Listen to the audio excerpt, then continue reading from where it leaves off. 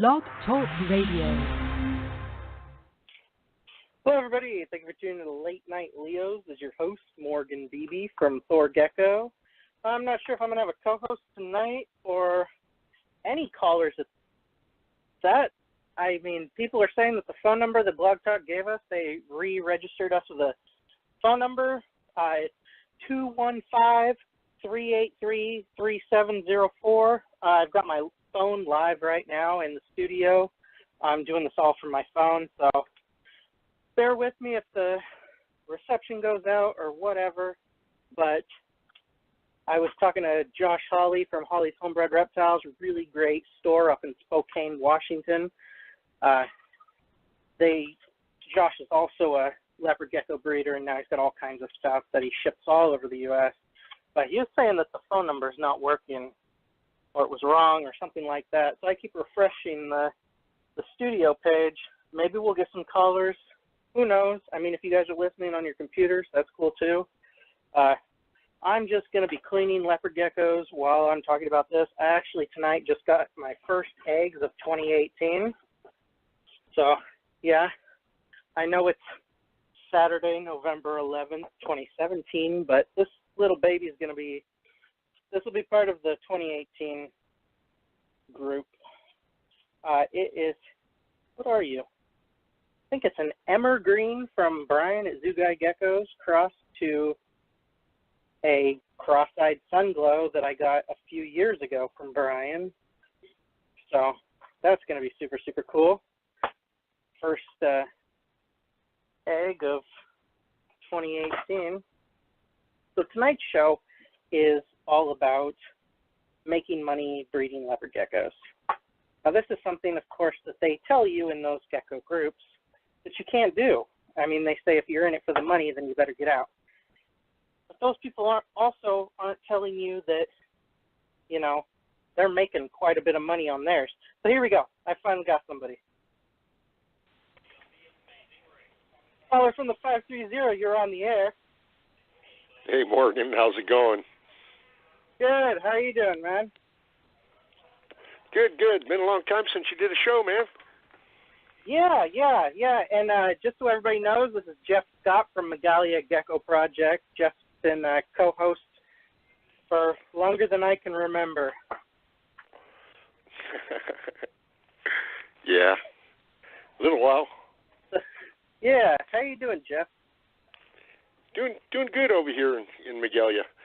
A little bit of rain this week. Oh, yeah, we've been having crazy rain here, too.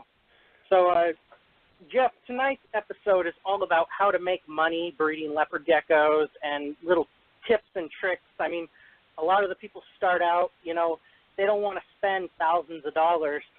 So something that I learned actually from Pat Klein, who used to own Luxurious Leopards, is buying het, like things that are triple het for animals and creating the visuals the following year. Is that something that you do with your guys?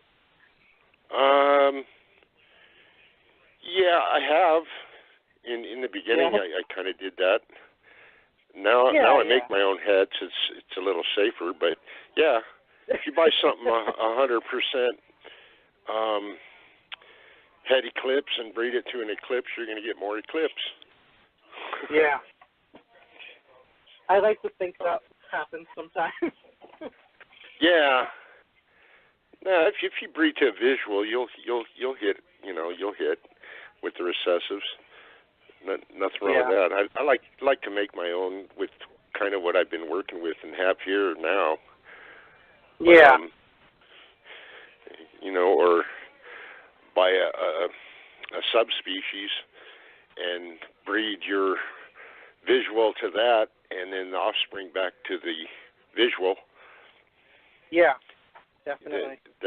That way you know what's going into it, or you have a better idea. Oh, yeah. Yeah, I know sometimes it's hard for people, you know, they go out to places like Petco and buy them there and breed, and then they have no idea what they're hatching out. Yeah, and then they put it up for sale, and people ask questions, and they're kind of stuck with quality geckos that, you know, even those will sell at a show for, you know, $20 or something. But oh yeah, for you to get a $20 return, you know, it's going to cost you, you know, $50 to feed it and raise it to that size. Yeah. So exactly. That's always fun. Yeah, you know, and shows is another. I mean, since we're on the topic of shows is great for people to get their name out there and to, I mean, unload a lot of geckos. I know. Didn't you just do a show? Yeah, I did a Chico show, and it's kind of a smaller show, but I did really good this year. Cool. I took 24, 25 geckos, and I know I only came home with 5, so that was just, you know, and it's close to me, so I don't have the expense of, you know, great big fuel bill, you know, hotels, food, you know, all of that. So, I mean, I love that. Yeah, I had all of that going to the Vegas show. Yeah, I really wanted to do that one, just, you know, just to do it. Yeah, it was so great. It was a great show. Yeah, from the pictures posted, I see that there was quite a few people going through the doors. Yeah, it was a lot bigger than I thought. But I mean, Vegas has over 2 million people in the area. Yeah, they're all just condensed right there. Yeah, next year you should definitely go. Yeah, I got a plan doing one of them. It was just a really weird year this year. Yeah, had a whole lot going on. Oh yeah. But, yeah. I notice with that when I take pictures and post them and like update my site, which oh God, I hardly ever do. Yeah. Lately, I sell a whole lot more. Yeah. Well, there's something to that posting stuff for sale where it actually, you know, people see your stuff. Sooner or later, someone's gonna, you know, it's gonna pique somebody's interest. It's gonna catch someone's eye, and that's what they're working on, and that's what they want, and. That's the big thing.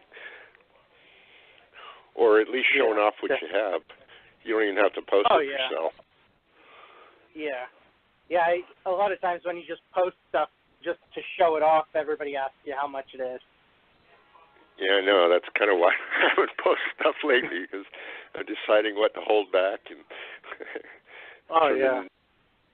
turn into a hoarder after a while. Yeah.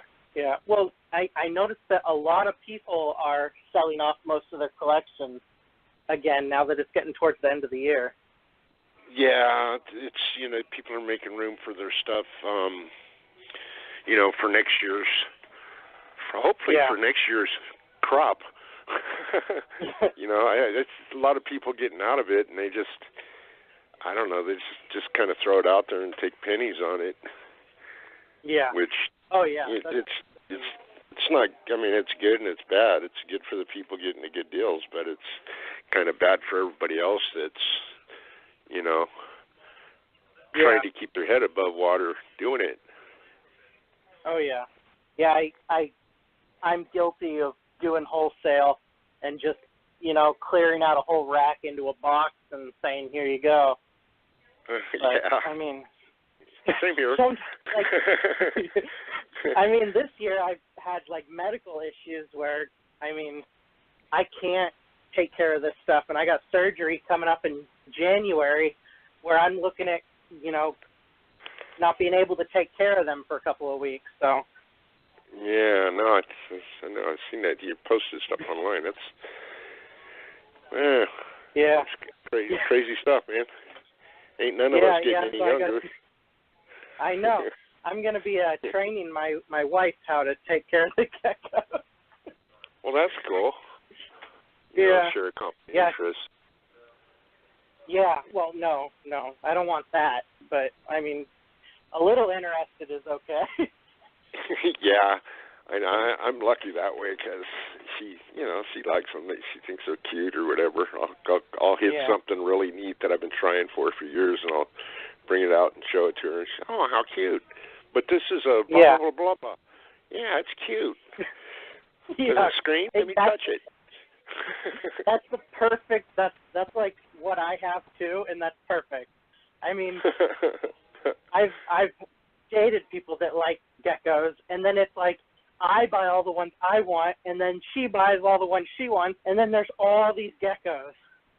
Yeah, I can see where that would. Yeah, I kind of like being the only one going in the gecko room. Yeah, oh, definitely. But hey, Jeff, we've got some callers, so you want to take some callers? Sure, let's take like a whole bunch of callers. Okay, all right. Here we'll go for one at a time. Okay. All right, caller from the 509. You're on the air. Hey guys. Hey, how's it going? Who is it? It's Sasha and Josh. Oh, hey. The Hollies. The Hollies. Josh said no. He said no. It's all me. No, I'm just which phone number listening did to see how use? you guys doing. Oh, okay. This is mine. So it's the No, 215. Oh, yeah. So it does work. Yeah, the one on the one I shared, like on my personal page. If you click on that number's good. The one you did in the bestest gecko group or whatever. Oh, that really? one, yeah, that one was no good. Oh, or I dialed wrong. I think I got a fax machine. All right, let's fax machine. Let's take the next caller. Caller from the 601. You're on the air. Hey Morgan, this Lance down in South Mississippi. Hey Lance, how's it going? Good. How you doing, man? It's cool. I'm actually in East Texas tonight doing some early holiday stuff, but I knew y'all were coming on, so I'm staying up, talk to you guys. Yeah. What I wanted to kind of go ahead and get the ball rolling on is, I've been doing it for a little while, and I finally made the commitment to get into this more, I don't want to say professionally, but more full time, because it's a full time job, but more not just as a hobbyist. And one of the things that I've kind of learned, and y'all, I'd love to hear you elaborate more, is being efficient. And I think that's one of the most overlooked things in this hobby. Excellent. And it comes to feeding, being efficient on shipping. I don't know how many people can grow their own feeders or anything like that, but I grow all of my feeders, and that saves on my shipping and cost, because that's a big overhead. And then not only that, I come from a sales background, and you've got to find your niche. You've got to find what's working in the hobby over the period that you're in, and stay in that lane. And then not only that, it's hard to get your name out there. So once you find your little circle there, being able to efficiently work with them and cut back shipping. How that's the biggest that you hear from your small, everyday buyer. Is I can do this, but the shipping is it's like that $50 is going to just throw the big curveball in there and makes the big swing miss. But I don't know. What do y'all think? I mean, any pointers on that? Shipping can be a deal killer. Yeah, shipping is probably the efficiency biggest tips deal killer. on that. Oh yeah, absolutely. As far as efficiency, I mean, there are things you can do. Like you can call up Debbie Price at, where is she, Jeff? Reptiles to You, is that right? Reptiles to You, yeah. Yeah. I mean, she is really good on shipping. The best. I just switched over to her, I don't know, a while ago. Yeah. And if you save $10 or $12 every time you ship. It adds up, and plus you're passing it on to the consumer. Yeah. Right. Yeah, and also you could get a bulk discount, I think, with her. I don't know if she does that. I know Ship Your Reptiles does a bulk discount if you ship like, I don't know, maybe like 20 to 100 geckos a year. But my main thing is, you save $50 shipping, but where I live, it can be like $75 to $125 because I have to pay an extra box fee for them to drive it to the airport, that flies it to Sacramento, then it goes to Memphis, and then it goes wherever it goes. So, yeah, I mean, even if you ship to Oregon. Also, yeah, right? Even if I ship to Oregon, it goes all the way doing all that to Memphis, which is ridiculous. Yeah. We're going to buy FedEx a map one of these days. Yeah, so location's going to be a big, huge thing. Yeah. I know that where I'm at up here, FedEx doesn't recognize it, so I have to use a Chico zip code or something. I don't know. I got to do something weird. Yeah. And yeah, I do the exact same. Yeah. And feeders, I'm if in you the can county. raise your own feeders, that's great.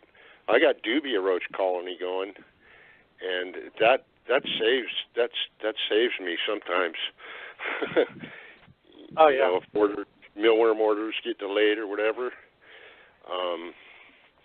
or I forget to order and it's a 3-day holiday.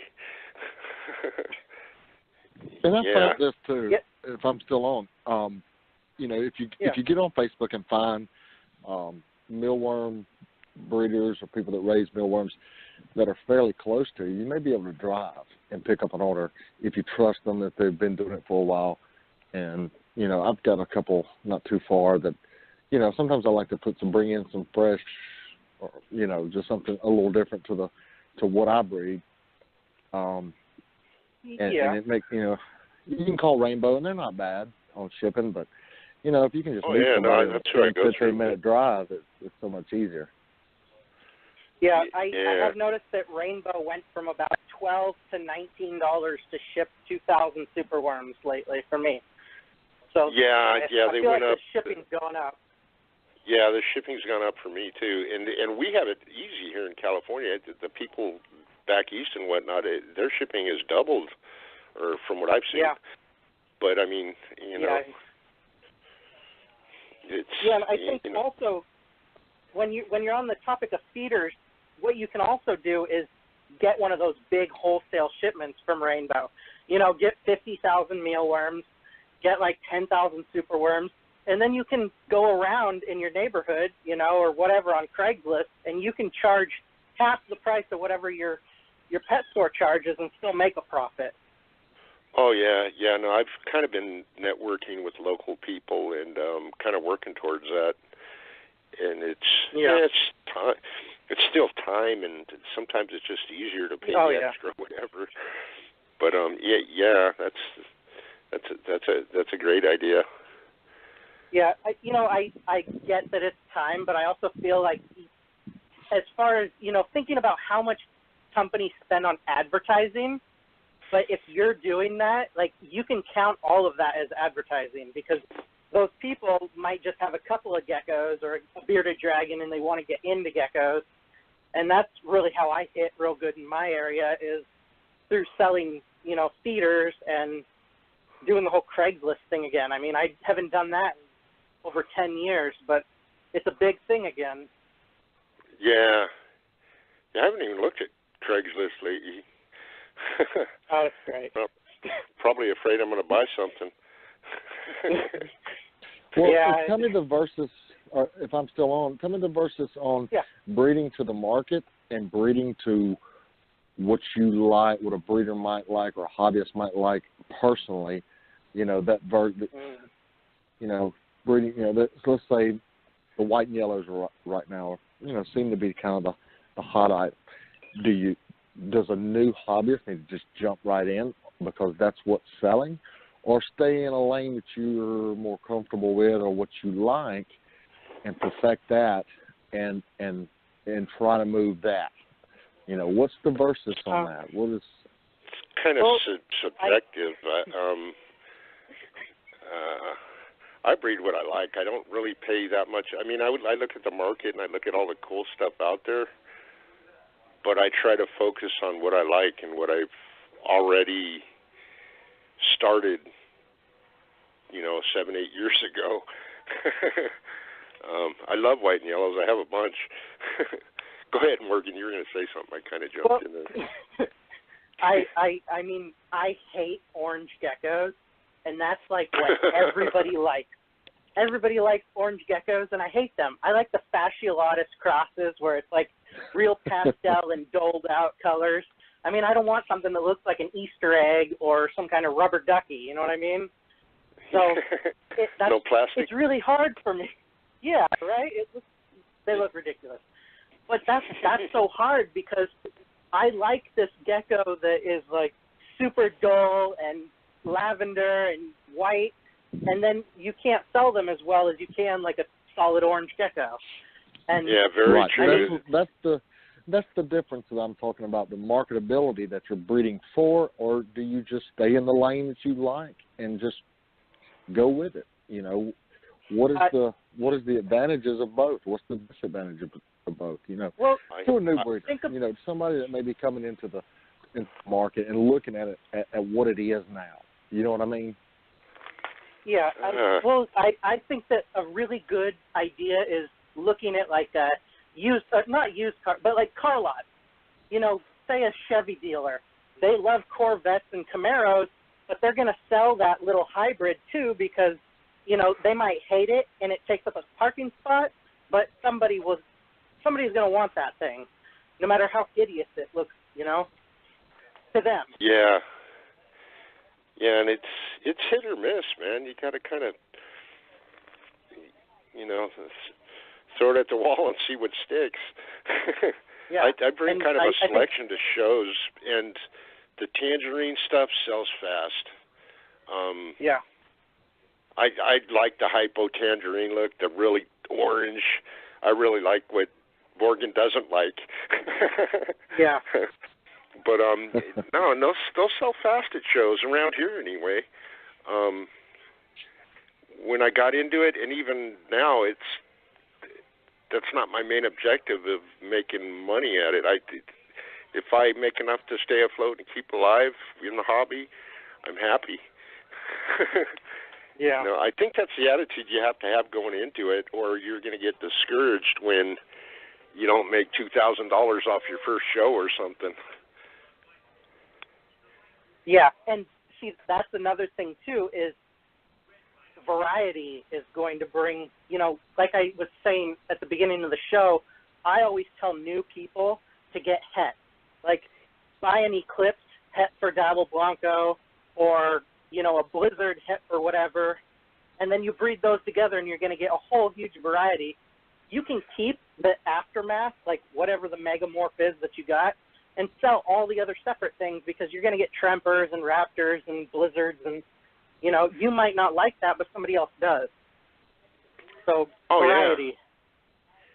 Yeah, and that's another way to get your feet wet of how the hets work. And, I mean, you can read up on Mendel's laws of inheritance and blah, blah, blah. But once you start working with them, you're going to see how it works. Yeah, I think that a lot of people find out that geckos are outlaws and they don't really follow all the laws. Yeah, it's more of a theory of inheritability, but yeah, all the percentages on the morph calculators,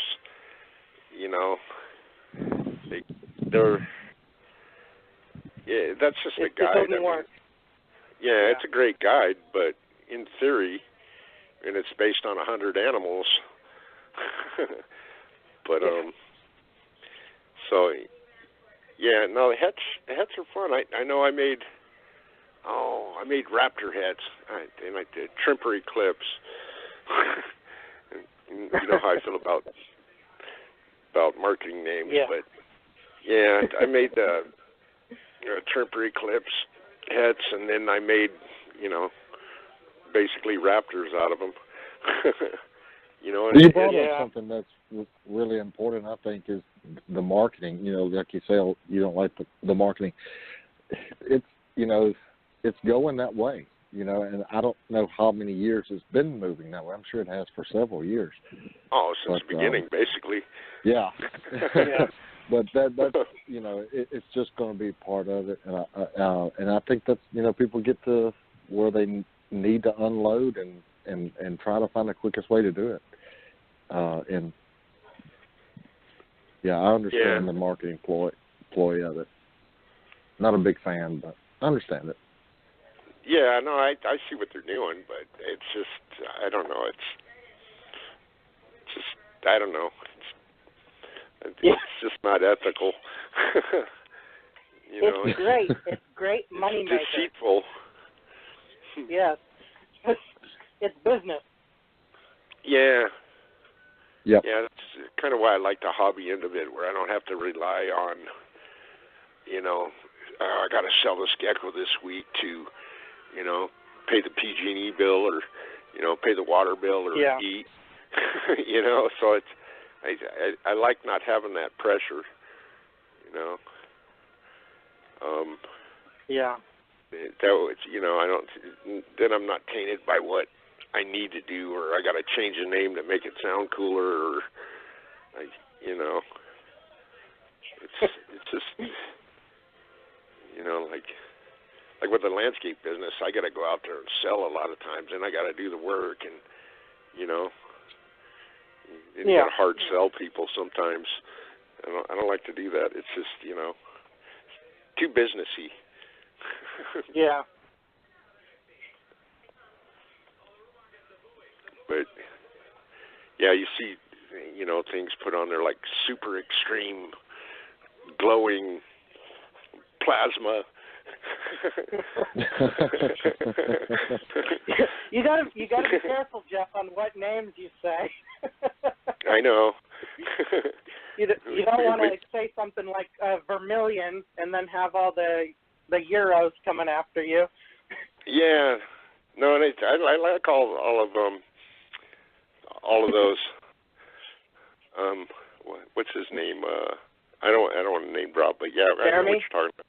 Yeah, Jeremy, there it is, over in Europe, France, or something like that. Yeah, no, he has some neat stuff. He's been at it for a long time. So if he wants to throw a name on it, then hey, Yeah. I'm just a little guy here in the Sierras, Northern California.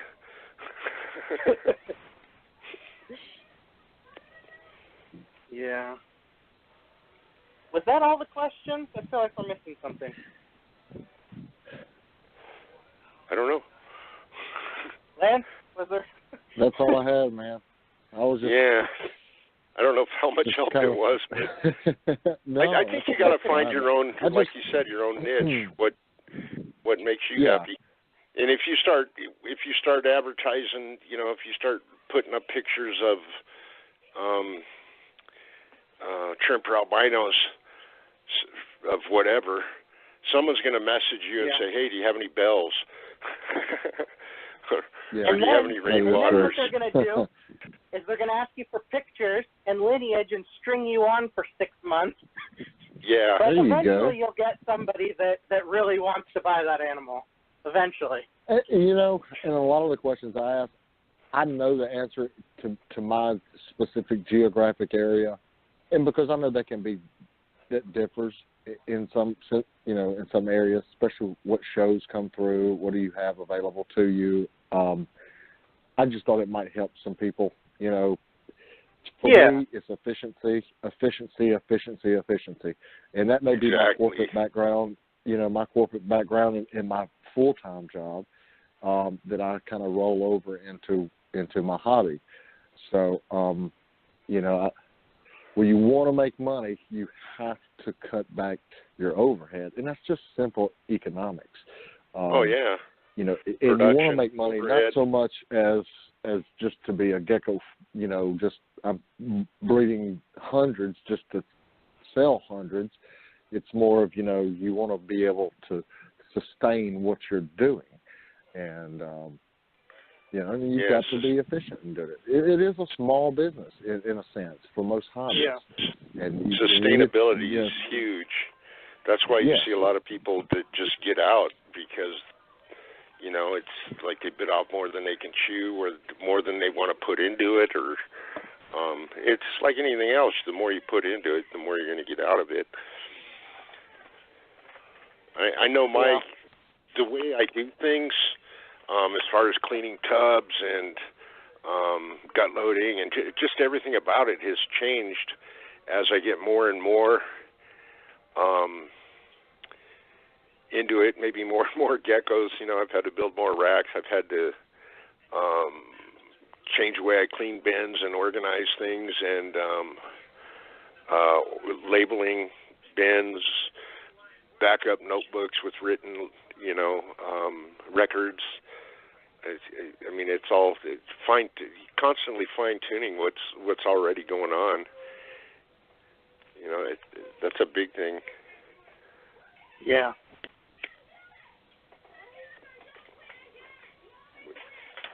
Yeah, and that's another thing I think is racks. If you can find a used rack, you're going to cut back on your costs too. Because I've spent thousands on racks, and I wish I hadn't now. Yeah, I make my own because the geckos don't mind if it's only plywood. Oh yeah. Oh, absolutely. And I've never had a complaint. A couple breeders and see their setups, and there are all types. It's just according to what your preference is. Yeah, and then I see some people's gecko rooms that are just, it's like a library, with books on the shelves and all the bins and everything's in order. And mine's like that. It's just not pretty, like with the what is that Marlite PVC? now?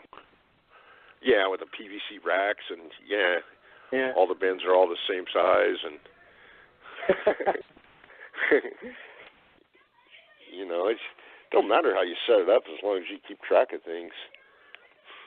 And you don't burn your house down. Yeah, that's a big key there. I know. I just ordered more Herbstat temperature probes. I'm going to change a few of them out that I've had going for 3 years or something, and it's like, I think it was last year I had a temperature probe go out in a incubator, and I had a whole bunch of eggs in there that was, a lot of them were the only ones for part of a project I've been working on, and, had lost a lot of stuff. So this year was kind of catch up with some of it. Yeah. Yeah, we lost a lot of geckos the last couple of years to the thermostats finally started just conking out one right after another. Yeah. See, that kind of stuff, that'll eat up your profit, man. Yeah. Oh yeah. Yeah. When you lose, and that's not even the main thing. And then your project it sets you behind on stuff too. Yeah. And hopefully you have enough to save what you have going on. Oh yeah. Yeah. Now what I do is I split up everything. Each rack has like a male and female from each project. Yeah, that's a good way to do it, and putting all your eggs in one basket. Yeah. So, yeah, it's I don't know, it's another good point. Learn by oopsies. Yeah. Oh, yeah. I think all it is oopsies. I mean, until you get, 10, 15, 20 years into it. Yeah. And even then, you're still going to learn. I hope so. I think this is my eighth year. Stay into my eighth year of breeding. Wow. But, and I'm still learning. So it's not a mistake until I don't learn from it.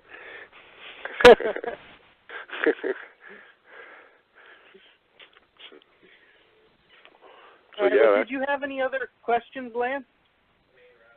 Man, that's it. Y'all can cut me off. All right, thanks for calling in, man. We can keep going or whatever. I can think of something.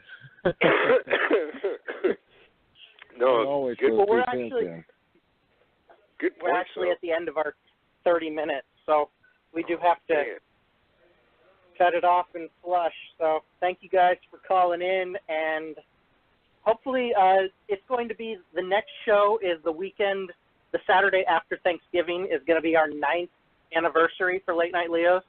So I hope you guys call in and listen and say hello or whatever. But yeah, it should be fun. It'll be another great little thing. Yeah.